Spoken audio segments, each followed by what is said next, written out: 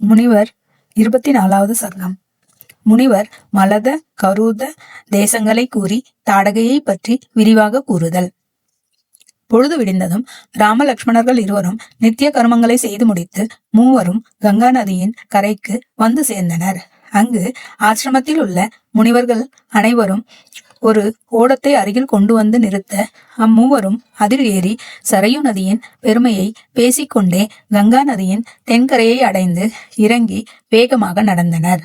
ஜன சஞ்சாரம் இல்லாமல் பயங்கரமாய் இருக்கின்ற ஓர் கானகத்தை கண்டு சிங்கங்களும் புலிகளும் பன்றிகளும் யானைகளும் நிறைந்திருக்கின்ற இக்கானகத்தின் பெயர் யாது என்று தாசரதிகள் கேட்க, அதற்கு விஸ்வாமித்திரர், முன்பு இது தேவர்களால் நிரூபிக்கப்பட்டு தேவலோகத்தோடு ஒத்த மலதமென்றும் கரூசம் என்றும் பெயர் கொண்ட 2 தேசங்களாய் இருந்தது.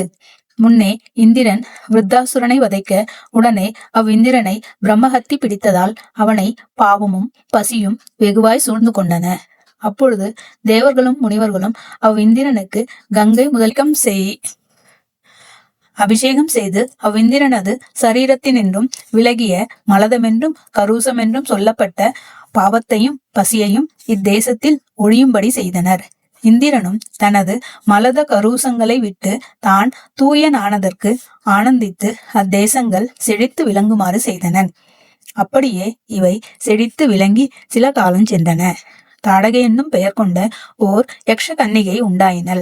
அவள் பிறந்தது முதல் 1000 யானை பலமுடையவளாகி நினைத்தபடி வடிவம் கொள்ள வல்லவளுமாய் இருந்தனள்.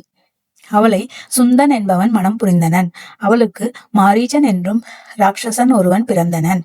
அவன் மகாபயங்கரன். அத்தாடகை இம்மலத கரூத தேசங்களை எப்பொழுதும் பாழடைய செய்கின்றனள். அவள் தான் 1.5 யோஜனை தூரத்தில் வழியை அடைத்து கொண்டு வாசம் செய்கின்றனள். அத்தாடகை வசிக்கும் வனம் வழியாகவே நாம் போக வேண்டும்.